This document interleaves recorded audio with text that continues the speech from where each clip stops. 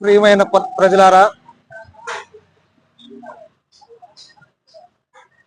మారేడుపల్లి అడవుల్లో ఎన్కౌంటర్ జరిగిందని చెప్పేసి హిడ్మా అతని అనుచరులు, శంకర్ అతని అనుచరులను అక్రమంగా పట్టుకెళ్లి కాల్చి చంపారని చెప్పేసి ఉస్మానియా యూనివర్సిటీ, కాకతీయ యూనివర్సిటీ విద్యార్థులు పరిశోధన చేయటానికి బయలుదేరి అక్కడ చింతూరు వరకు వెళ్ళటం జరిగింది.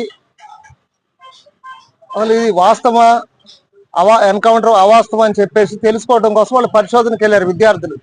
విద్యార్థులు అంటే ఈ దేశంలో ఈ రోజు విద్యార్థి రేపటి పౌరుడు అని చెప్పేసి ఆయన ప్రధాని కావచ్చు, లేకపోతే రాష్ట్రపతి కావచ్చు, అమిత్ షా లాగా హోంమంత్రి కూడా కావచ్చు. ఈ విద్యార్థి వాళ్ళకి ఎక్కడికైనా వెళ్ళి ఏదైనా పరిశోధన చేసి పరిశీలించేటువంటి హక్కు భారత రాజ్యాంగం కల్పించింది వాళ్ళకి.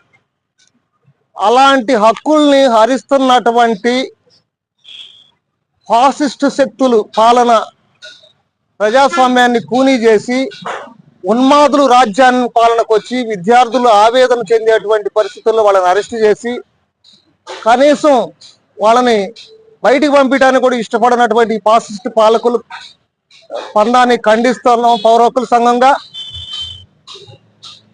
వాళ్ళకి వీళ్ళెవరో తెలియకపోతే విద్యార్థులు వాళ్ళ ఆధార్ కార్డులు ఉన్నాయి, వాళ్ళ ఐడి కార్డులు ఉన్నాయి.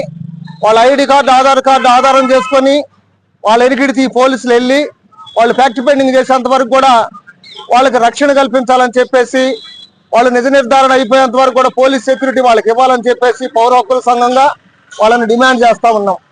విద్యార్థులు వాళ్ళ హక్కుల్ని హరించడం అనేది ప్రజాస్వామ్య పద్ధతి కాదని చెప్పేసి పౌర హక్కుల సంఘం ఖండిస్తా ఉంది.